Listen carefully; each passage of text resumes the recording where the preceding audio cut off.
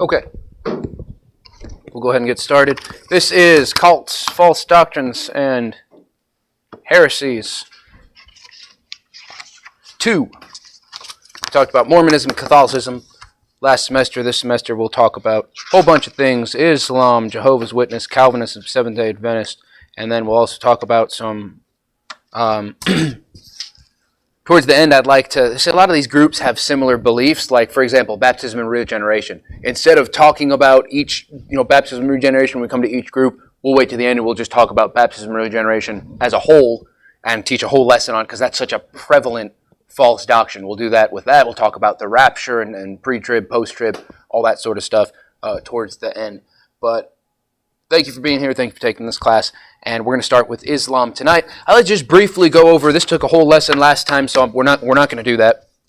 But I'd like to just briefly go over some of the same introductory material that we started with last time. I think it's really, really important when you're on this topic of dealing with other religions. I think this material is really important for us to remember. Remember, the purpose of the class is to educate, save people about what they believe, and educate them about errors of the other religions. We're not here to make fun. We're not here to be rude. A lot of people say that a class like this is mean-spirited or not proper because, well, we're only supposed to teach Jesus. I don't teach against everything. I just teach for Jesus. And you're really just wasting your time learning all the other religions. Well, what are you going to do when you get in the street corner and you meet a Muslim? What are you going to do when you're on the street corner and some God-denying atheist says, well, what makes your religion any more valid than Islam? What's the difference between you and a Catholic? And you don't know. What are you going to do when you meet somebody who says, yeah, I grew up Catholic and I go to a Catholic church sometimes. I really don't know what's true, but I'm not all that really persuaded one way or the other. And you don't know how to talk to them. You don't know what they believe. Okay, so it's a very, very important concept. What are you going to do when you meet a Jehovah's Witness on the street corner and shows you some verses that makes you go, oh, wow, I didn't know about that. And now you're questioning your faith. And now they're witnessing to you instead of you witnessing to them.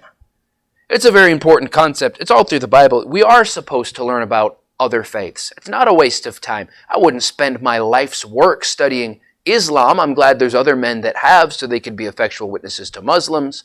But I wouldn't spend my life's work on it. But it's an important concept in Christianity. We are supposed to answer other people and have an answer for other people. And it is totally proper for us to spend time showing the falsehoods of other religions. That's not a mean thing. It's just, look, right is right, true is true, and we're supposed to stand for what is true. So the purpose of this class is to, 1, expose false religions and cults for what they really are. 2, to enable the Christian to witness to the deceived members of these religions and cults.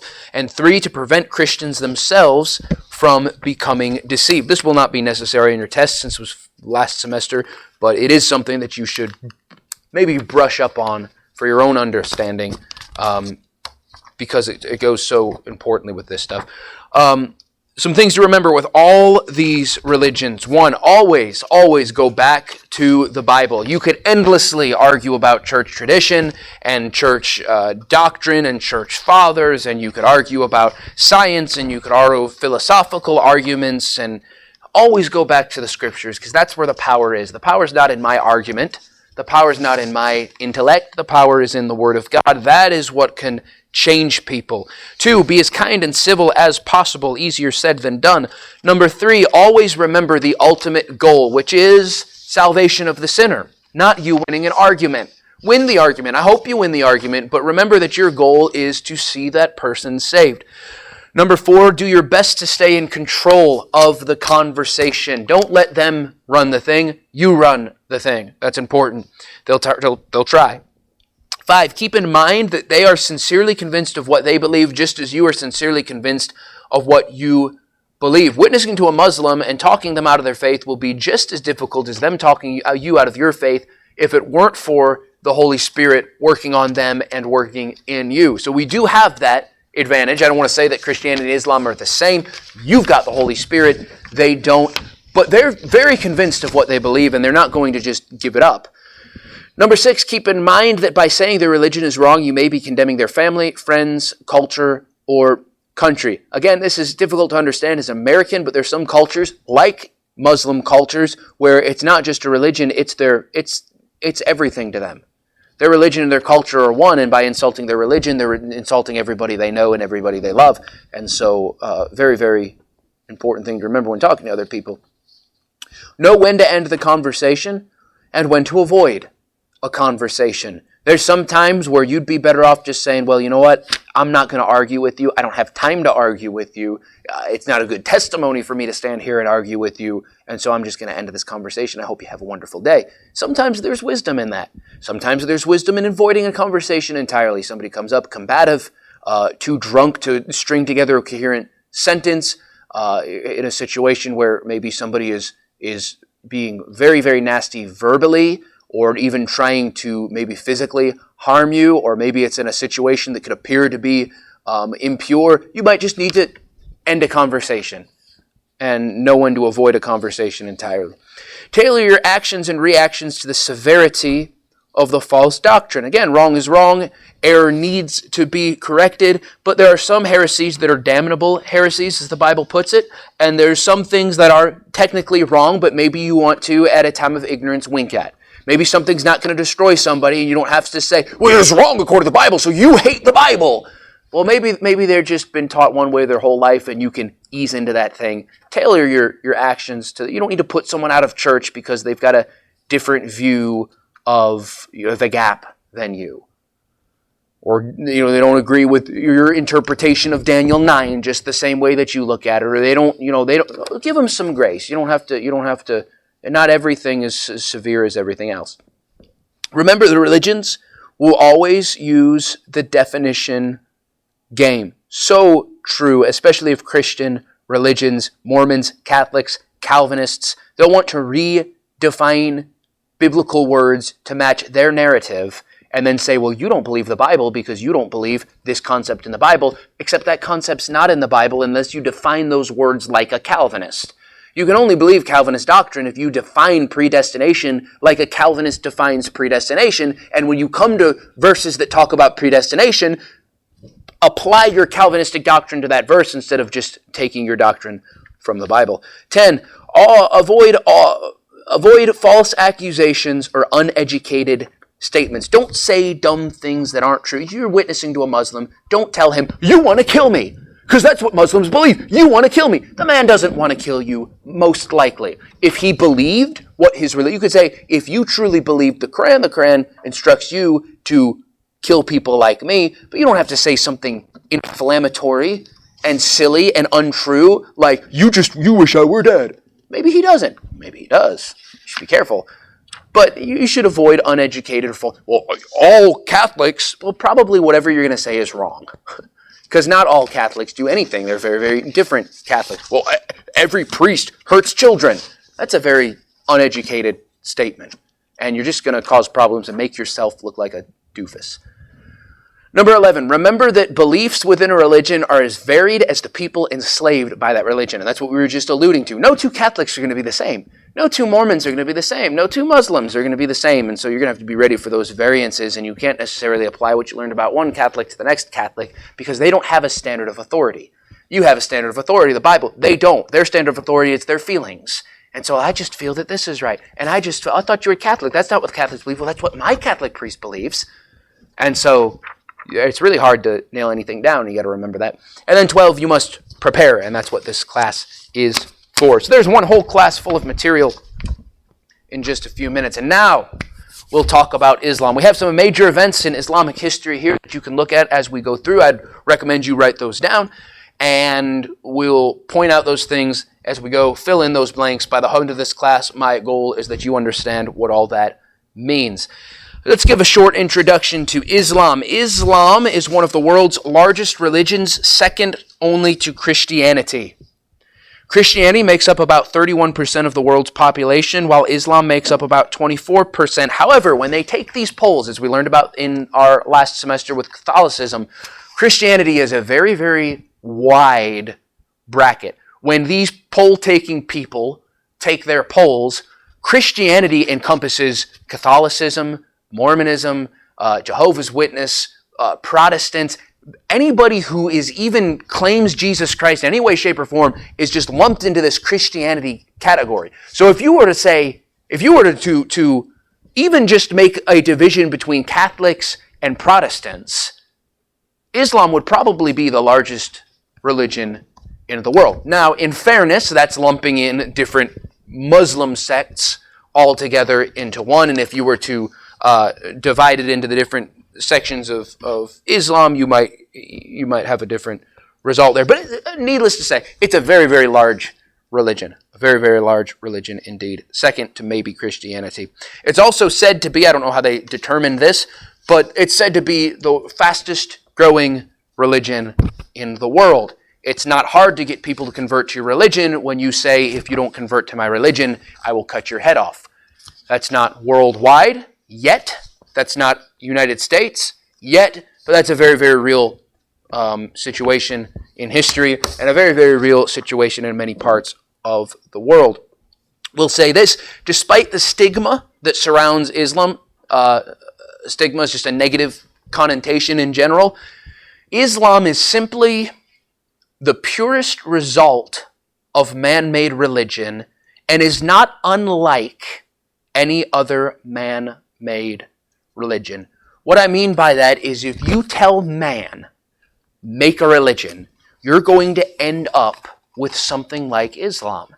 And we treat it differently because we think of suicide bombers and 9/11 and Islam and beheadings and terrorist organizations, and that all comes to mind when we talk about Islam and Muslims, and so we hold it differently. But honestly, it's not unlike any other religion in the world, any other man-made religion. You have a group of people seeking money and seeking power and seeking to control other people and trying to get to heaven by their good works and leaving a trail of bloodshed behind them everywhere they go. That's Catholicism.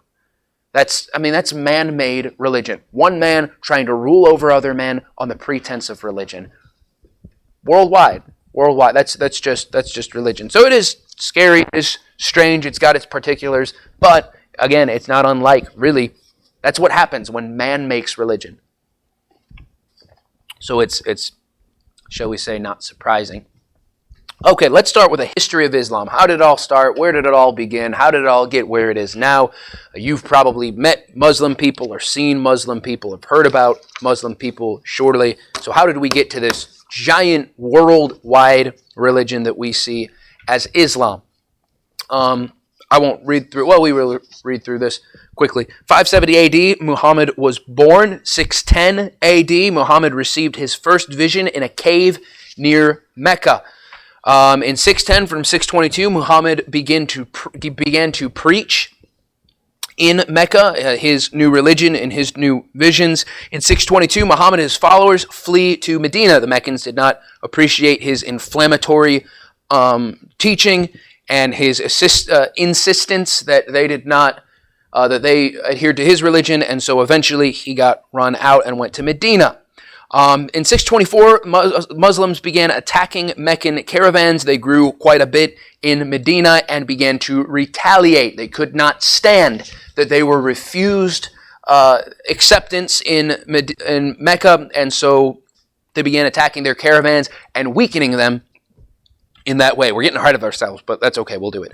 Muslims in 625 were defeated by Meccans at Uhud, so there was battles between the Muslims and the Meccans, and it was not strictly Muslim wins. There was some Muslim losses, but eventually in 630, Muslims capture Mecca. Pagan rituals were Islamicized.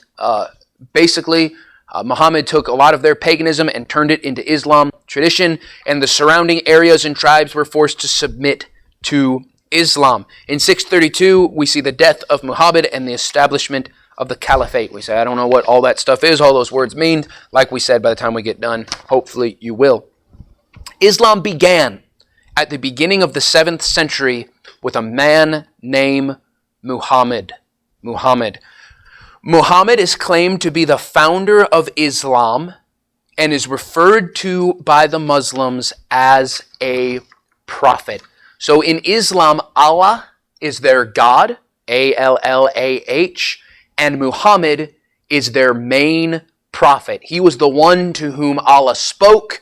He is the one to whom Allah gave the Quran, which is their holy book, like our Bible. Well, not like our Bible, but in the same way that our Bible is our holy book, they believe the Quran to be their holy book. They believe that Allah spoke to Muhammad and gave him that Quran, and so Muhammad is the founder and the prophet of Islam. As far as we can tell, most certainly from history, Muhammad was a real person. There's no reason to doubt that he actually existed. And there's very little reason to doubt much of the basic historical claims of Islam. What Muhammad did and some of the history surrounding it seems to be accurate from what you can tell. However, we obviously reject the idea that Muhammad was a prophet of any kind. God did not speak to him, and how we know that God did not speak to him is what he said that God said to him is absolutely contradictory to what we have in our Bible, and so we can be assured that he was no such prophet. Muhammad was born in 570 AD in Mecca, which is in Saudi Arabia, or what is now Saudi Arabia, and Mecca is the holiest site of all for modern-day Muslims. In 610 AD, at 610 AD, at the age of 40, Muhammad went into a cave to meditate and claimed to be visited by the angel Gabriel, who told him that Allah was the one true God and that he was to be his prophet. Okay, so this is their claim. He went to a cave. That was a common practice in those times. There was these super spiritual people that would just sit in caves all day because that's what super spiritual people do. They don't witness to people or teach the Bible. They sit in a cave and meditate. And so that's what Muhammad was doing. And as he did, here comes Gabriel. And Gabriel came and squeezed him very hard and said, write these words. And Muhammad said, I don't know how to write. And so he squeezed him again and said, write. And Muhammad said, I don't know how to write. And this caused Muhammad much distress. He'd keep going to this cave. This is supposedly, in these classes, you got to bear with me because I'm going to say this is what happened, and what I mean is this is what they say happened. I'm not claiming any of this to be true, but this is the belief of Muslims that I'm presenting to you, okay? So don't say that I'm saying this is fact. He'd go to this cave and he'd hear people talking to him, and he'd see the angel Gabriel, and God would give him, or Allah would give him part of the Quran, and then he'd go and be so confused about it to the point where he was almost suicidal. And through a series of revelations which match nothing in our Bible, Muhammad claimed to be given messages from the one true God, Allah. Eventually, he got that thing figured out, realized that Allah was speaking to him, submitted to the will of Allah, and began preaching the messages that he claimed was given to him by his God. He began gaining a few followers, though not very many. Now, this is interesting and very important. Originally, Muhammad hoped that his religion would be attractive to other religions, since he had parts of many other religions. For example, Islam claims to believe in the same God as the Jews. Muhammad took much of his material stories and characters from the Old Testament. Islam's claim is that Muhammad was a prophet just like Abraham was a prophet, and just like Moses was a prophet, and just like Jesus was a prophet. They claim that these were all prophets. Obviously, they don't believe that Jesus is God like we believe. They believe that these were all prophets throughout history, and God spoke through Abraham, and he spoke through Moses, and he spoke through Jesus, and finally he spoke through Muhammad. So they basically take all of Old Testament history, not the doctrine, not the theology, but the history. They say, yeah, that's all so. Only they believe that they came through the line of Ishmael. So they go through Abraham, Hagar, Ishmael, and that's where the Quran takes off kind of in this line. So they accept all that as history and say, oh yeah, those were all prophets from God, and Muhammad is the final prophet, and so his word is what we really believe in. And then they go on to everything in the Bible they contradict with their teaching. So they don't deny a lot of the basic stories that you think are biblical. They don't deny that there was a person named Jesus. They don't deny that there was a person named Abraham or Moses. They just say those were prophets of Allah, and Muhammad is a prophet of Allah. So, over 25 people from the Bible are mentioned in the Quran, including Adam, Aaron, Abraham, Ishmael, and many of the prophets like Isaiah or Elijah. Islam claims that Jesus was a prophet. So Islam didn't try to do away with Judaism or Christianity necessarily. They just say that they were leading up to and always a part of Islam. So you see what they're trying to do is Muhammad originally was trying to draw in all these other groups to his religion and have this one religion. His belief in only one God upset the pagans around which he lived, which eventually resulted in Muhammad, his family, and his followers fleeing to Medina, which is around 200 miles to the north of Mecca. So from 610 to 622, you see he started preaching his God, and in 622, they fled to Medina. The flight to Medina is an important event for Muslims. It's called the Hejira, Hegira. There's alternate spellings as well, and marks the beginning of the Muslim calendar. So the main rift between Islam and the other people living in Mecca is that the Meccans were pagans. The Meccans were polytheists. They believed in many, many gods. They had this temple in Mecca, which interestingly became an Islamic temple, the Islamic temple, the main Islamic holy site in Mecca, the Kaaba. They had this temple and it was full of pagan gods. And so Muhammad got this so-called revelation from one God and said, no, there's not many gods. There's one God, and it's Allah. Now, this is why people get confused. Let's address this. A lot of people say that, Muslims and Christians and Jews all have the same God. And the reason they say that is because they think that we all believe in one God, and we do all believe in one God. And they think that we all believe in one God who created, and we all believe that there's one God who created, but they believe we just have different opinions about that same God, but we all believe basically in that same God. And that's just not so. If Muhammad would have stopped, if Muhammad would have said, I don't think there's lots of gods, I think there's one God. But I don't know anything about that one God. And I wish that one God would reveal more to me about himself. But I do believe there's one God and not all these pagan idols. That would have been a good thing. If he would have just stopped there, that would have been an Acts 17 sort of situation where they built an altar to the unknown God. That would have been a Romans 1 situation where man looks at creation and says, I know there's got to be a God, and I know there's only one God, and I know it's not an idol. And at that point, he would have been on the right track, and I believe God could have given him further revelation and shown him himself and shown him the Lord Jesus Christ, and he could have gotten saved when heaven went. He would have been on the right track. But when Muhammad started saying, I believe there's one God, and he's speaking to me, and he's revealing all these unbiblical and ungodly things, now we've got two different gods. Allah's description is entirely different than God's description. Our God of the Old Testament and his will and his desires and his teachings are totally different than what Muslims say Allah's teachings are. And so we don't believe in the same God. We believe in two entirely different gods and two entirely different religions. We're not just different interpretations of the same. We both believe in a creator. We both are a monotheistic religion, meaning we believe in one God.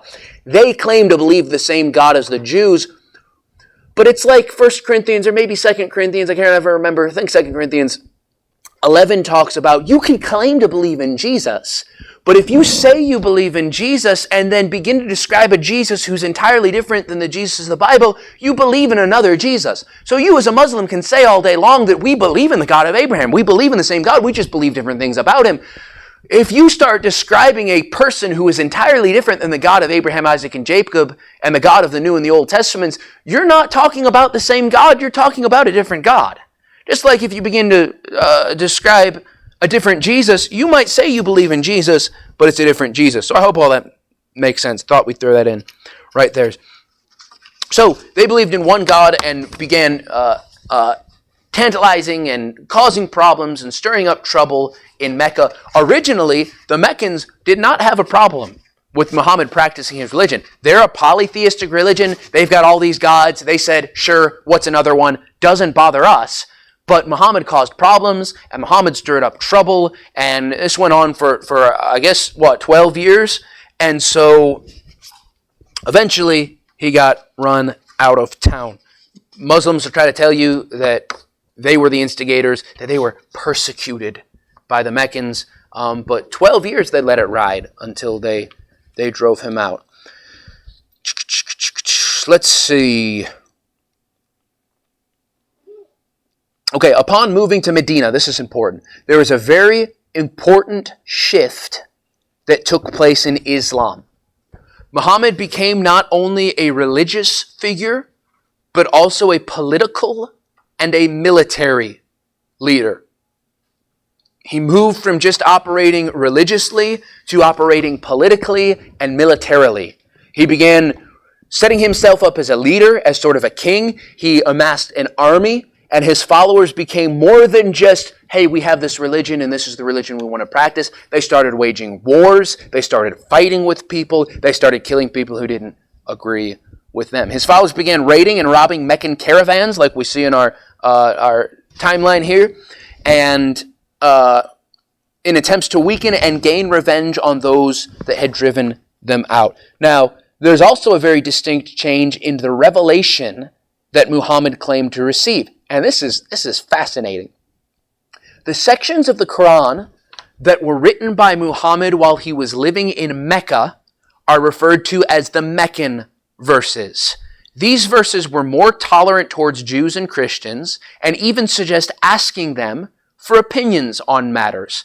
This was most likely an attempt to convert these groups. So he started out real friendly real personable to these other groups, and even says there's verses in the Quran that talk about, going to the people of the book, in a reference to Jews and Christians, and asking them what they think about matters, and really trying to cater towards them. And there's even we'll talk about that later, but he was even catered towards the pagans as well. And at one point, even dropped his monotheistic religion and started to accept other gods into his religion because he wanted to convert the pagans. But when his own followers started turning against him, then he changed back and said, no, we're not going to go that anymore. Actually, it's just one God. So you see from the beginning, really, he's just trying to get everybody on his side. He's really just trying to please everybody. And so these are called the Meccan verses. And they're very light and they're very tolerant. But the sections of the Quran that were written by Muhammad while he was in Medina are called, you guessed it, the Medinan verses. These portions of the Quran are no longer tolerant of Jews, Christians, and other religions, and instead advocate robbing, destroying property, enslaving, and even killing the infidels. So I just think it's really interesting that at the start of his religion, Muhammad was really kind of trying to just gain followers, and it just so happened that at that point, Allah was giving to him friendly verses. But then just coincidentally, the man gets driven from home, amasses an army, and begins lashing out against those that kicked him out. And now all of a sudden the verses that Allah are giving him are very, very harsh and instructing them to fight back in a military sense against those that harmed him. Very interesting that Allah would conveniently give him that sort of revelation towards the people that he's angry with. More on that later. An example of the shift that took place in Islam would be Muhammad's dealing with the Jews dwelling in Medina. There was Jewish people, Jewish tribes dwelling in Medina at that time when he moved there.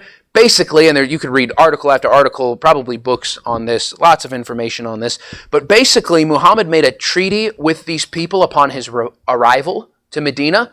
And when Muhammad's following grew to a point where he could do what he wanted in a military sense, he broke this treaty and either exiled or killed the Jews that were living there. So he made agreements and promises with them, and then once he grew to a certain point, he began seeking out reasons to break those promises, and broke those promises for the smallest little reason. Like, for example, there was a disagreement between one of these Jews and a Muslim, and it resulted in the death, or with the fighting between this Jew and this Muslim. Somebody died, somebody killed someone else because they died, and so Muhammad said, y'all got to leave town or I'm going to kill you all. Just basically seeking out little excuses to break his treaty with these people once he grew strong enough to do so. Around 7 years later, Muhammad led a military campaign against Mecca and conquered the region, and those living in the area converted to Islam. Muhammad was, like we said, not just a religious leader, political and military. In fact, as a religious leader alone, Muhammad only had about 150 converts. It was not until his political and military exploits did he gain a large following. When Muhammad and his followers conquered a region, the inhabitants converted to Islam. But that does not mean that they handed out Islam gospel tracts until everyone decided to convert to their religion. It usually means that they subdued the region by force and claimed it for Allah and Islam and said, if you don't convert to our religion, we'll either kill you or we'll put a very, very heavy fine upon you. So they'd conquer a region and they'd say, if you don't become Muslim, then we're going to tax you with the infidel tax, and a large portion of your income you'll have to pay to us. And if you don't pay it to us, we're going to come and we're going to kill you. And so people gladly converted to Islam. Say, sure, Allah's the one God, Muhammad's his prophet, whatever you say, wonderful. We'll be Muslim now. Why? Because we don't want to get killed. We don't want to lose our head. And we don't want to lose 75% of our income to you. So, okay, fine, we'll be Muslims. It wasn't, oh, we love your religion and it just makes so much sense and we just want this wonderful religion of peace, so let us convert to Islam. That's not at all. It's not at all how it happened. They converted people by force. It would be like us going into Mount Airy on the street corner and saying, either give me all the money in your wallet or I'll shoot you, or you become a Christian. And then say, okay, fine, I'll become a Christian. That's not witnessing. That's not converting. That's people out of desperation agreeing with you and your religion. Muhammad and his followers became more of a militia than a congregation and began violently conquering their enemies. History records many questionable and cruel acts of Muhammad. He frequently sought out excuses to launch military campaigns that were questionable at best. When he would conquer an enemy in a region, his enemies would be killed, possessions would be stolen, and women and children would be taken into Muslim possessions. Muhammad was very much in favor of the rape of the enemy women that they conquered. The men would often be killed, the women would be raped or be taken as sex slaves to his religion or servants to their wives. Children would be taken for servants and slaves. If his enemies were spared, it would only be on the grounds that they would be converted to Islam or were forced to pay a tax. Sounds like a wonderful religion of peace to me. Just sounds like just heaven on earth and bliss. If God were to send a prophet, that's probably what God's prophet would do. Isn't it? Would be go and convert people by penalty of death. You don't agree with me? Well, then I'll kill you. You don't agree with me? You won't pay me my tax? Oh, then I'll kill you. If you want to live, pay me my infidel tax. Muhammad had been recorded saying things like, it doesn't matter if innocent people die in war if they're infidels. There was a time where they were attacking, I can't remember the details, I just remember a story. They were attacking a city, and innocent women and children were dying in that city because of the catapults that they were putting upon that city. And somebody said, hey, do you know that we're killing women and children while we attack this city? And Muhammad's response was, they're of the infidels, it does not matter. That was his sort of ideology. That was his mindset. Very, very wicked. We'll get more into that later.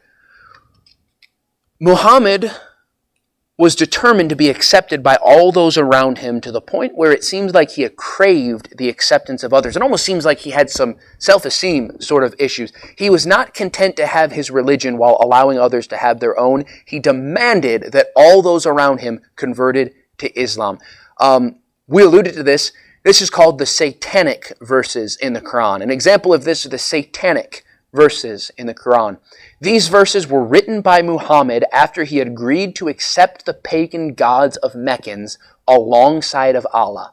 The Meccans were happy to accept Muhammad's God in addition to their own. They weren't against Allah, they just wanted Allah in addition to their gods, and Muhammad said, okay, if that's what you want, that's what they get. However, this caused him to lose some of his original followers. He began to lose respect of the people that followed him when you see the conundrum that he was in. He said, there's one God, and a bunch of people said, that sounds good to us, we'll follow you. And a bunch of other people said, no, there's many gods. And he said, okay, if you think there's many gods, then there's many gods.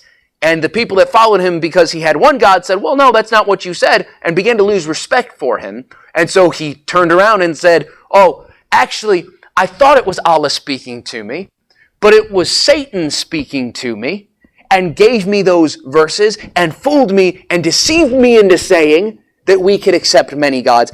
How convenient. I made a mistake. Oh, what am I going to do? Oh, I know. Satan deceived me. Got to watch out for that guy. He's really bad. Actually, it's only one God. That was right all along. And all his followers said, oh, wow, that's incredible. How holy, how spiritual. Let's continue to follow him. Close call for Muhammad. But we tell that story to just show you that the man was always shifting in his doctrine and in his beliefs. Why? To please and be accepted by people around him. He was trying to climb the ladder and grow as a great leader, and he was very, very successful in that endeavor. The theme of the Quran and Islam in general is that Allah is the one true God and Muhammad is his prophet. The Quran is full of verses telling people to accept Muhammad as Allah's messenger, which is convenient considering it was written by Muhammad. Again, we're showing you the massive amount of self-worth this man seemed to have for himself, how highly he thought of himself. The theme of the Quran, all throughout the Quran, there are verses saying, Muhammad, accept Muhammad. You need to accept the Prophet. Allah and Muhammad. Allah and Muhammad. Accept him or you'll die. Accept him or you're wrong. It's just all throughout the book, he inserted me, accept me, listen to me. He established himself as the indisputable, infallible authority of the religion and said, God said, if you don't listen to me, you're in big, big trouble. The man had some serious issues. When Muhammad desired something, Allah would coincidentally reveal to Muhammad that he could just have what he wanted. Here's an example. Muhammad had an adopted son. It was his servant, and then he adopted him as his son, and his adopted son had a wife. Muhammad, through a series of events, lusted after his adopted son's wife. So he began having feelings for her, lusting after her, and when his son found this out, he divorced his wife so that the prophet could have what he wanted.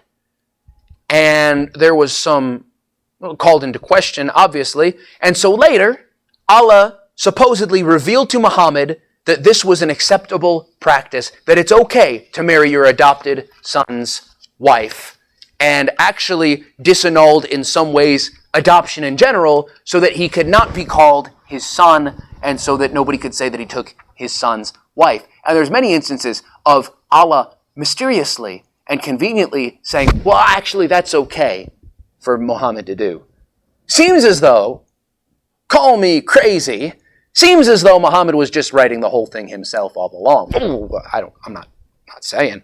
Actually, I am saying that I believe that Muhammad just made up the Quran as he wanted, and anything that he wanted, he just said, well, Allah said this, and that's how it went. Let's talk about, since we're kind of talking about the life of Muhammad here, inserted into the history, let's talk about the wives of Muhammad. Muhammad is recorded to have at least 30 wives. Many of them were under less than moral circumstances. You thought one was enough. Imagine having 30. Beyond these wives, he also had what the Quran refers to as women of his right hand, which are basically servants to whom he was not married but was permitted by Allah conveniently to engage in sexual activity. So had his wives and had his concubines, 30 wives and who knows how many others. Muhammad originally married a rich Christian woman, actually, named, I didn't write it down, but I think it was Khadijah, if I remember right, or something of that sort. That was his original wife, and that kind of propelled him into the financial security and the business name and ability to be able to, go into caves and sit around and meditate and not have to worry about working a job. Marrying that woman, she was much older than him and died while he was younger. But Muhammad's youngest wife, I want to say this is interesting. It's not interesting. It's disgusting. Muhammad's youngest wife was 7 years old when he married her and was 9 years old when he took her to himself. So they were married at 7 and she came to live with him when she was 9. Religion of peace. Good moral religion. Muhammad the prophet, just the example for mankind. 30 wives and concubines, and married a 9-year-old. Put it in perspective, he died when this 9-year-old was 18 years old. And that 9-year-old became his favorite wife out of his 30 wives. And there's lots and lots of stories about Muhammad, and died when she was 18. That means all her life, from 9 years old to 18, when you read of the stories in the Quran and in Muslim history, or if you do, maybe you don't, probably shouldn't, because I'll give you everything you need to know in this class. You read these stories and you keep hearing about this Aisha. That was her name. Aisha. And all these stories about her. And you realize she was probably 13. She was probably 16. She was probably 17. Married to this old, nasty, sinful prophet. So just a immoral man and an immoral religion. I'm sorry. You can't put him up on a pedestal and say this is the example for mankind. He married a 9-year-old. He married a 9-year-old and killed and tortured people. And that's just historical fact. Muhammad's death, he died at 632 AD at the age of 63 after being poisoned by one of his wives. You mean people laughing at the man. That's what happens when you have 30 wives. It's hard work getting one not to poison you. You got 30 of them. You can't keep up. Islam after Muhammad. Muhammad's religion did not end with Muhammad, as you know, and unfortunately. After the death of Muhammad, the Islamic government began, which is called the Caliphate. The Caliphate was ruled by a leader called the Caliph. That's Calipphate, and the Caliph is Caliph. And so this system continued on in different ways, switching between families and bathed in war and controversy until it pretty much lost its political influence around 1200 BC. So Muhammad died. He had not named a predecessor. He had not, or named a predecessor's come before. Not named somebody come after him, whatever you call one of those. I used to know the word and it slipped out when I went to find it.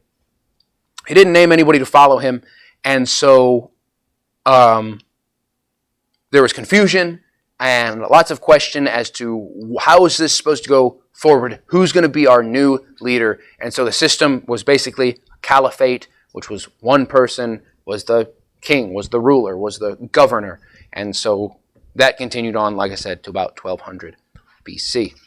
Let's talk about, in the few minutes we have remaining, Sunni versus Shia Muslims. Sunni versus Shia.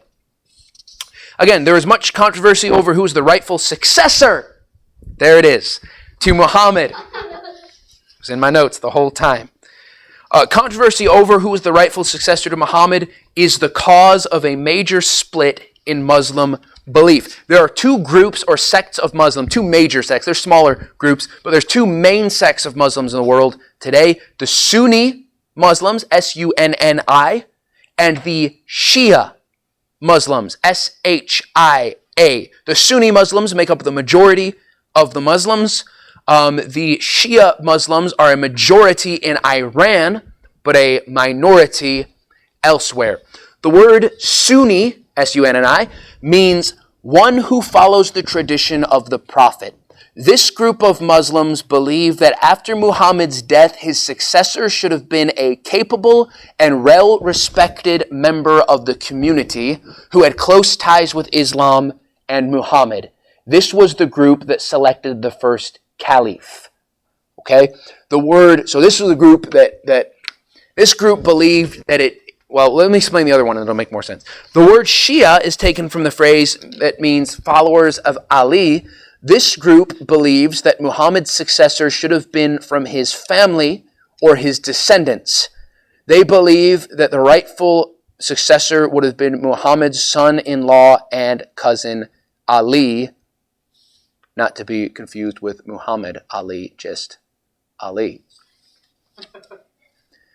So the Sunni group believed that it should have been a good Muslim, a well-respected Muslim, but not necessarily a member of his family. The Shia, very simplistic explanation, but the Shia group believed that it should have been someone in his family and continued in a family line. And so there's a few other differences between these groups as well. A large difference in these groups are the imams. Both groups have imams, I-M-A-M-S, but they are totally different between the two groups. Sunni imams are just the leader of a mosque. You got a mosque and you've got somebody in charge of that mosque. That is the imam. The Shia imams are considered to be the descendants of Muhammad, and therefore they're the true leaders of Islam. They believe them to be sinless and to be infallible. Other differences between the Shia and Sunni Muslims are some ceremonies, prayers, and other particulars. But this division in Islam is major. It's one that's been ongoing today and has been and still is the cause of much bloodshed and war. So this is a very, very major difference in Muslim. You even may hear it come up like in news and things like that, that particular division between the Sunni and Shia Muslims. Okay, we will begin next time on the Islamic beliefs and actually begin telling you what they believe as a religion. And so this time we got through some of the history and some of the background, and next time we'll start on the actual doctrine and beliefs of Islam. So any questions? Was that clear? Clear as mud? If you got any questions concerning that, be sure to let me know. All right, we are finished for the evening. Thank you very much for your time. Why don't we pray together? Lord, thank you for this day. Thank you for the time we had to learn these things. Pray that you help us to study them, learn them. Lord, pray that it was understandable and that everything we said tonight was right. And Lord, pray that we'd go out there and continue to try to follow you with our lives. In Jesus' name, amen.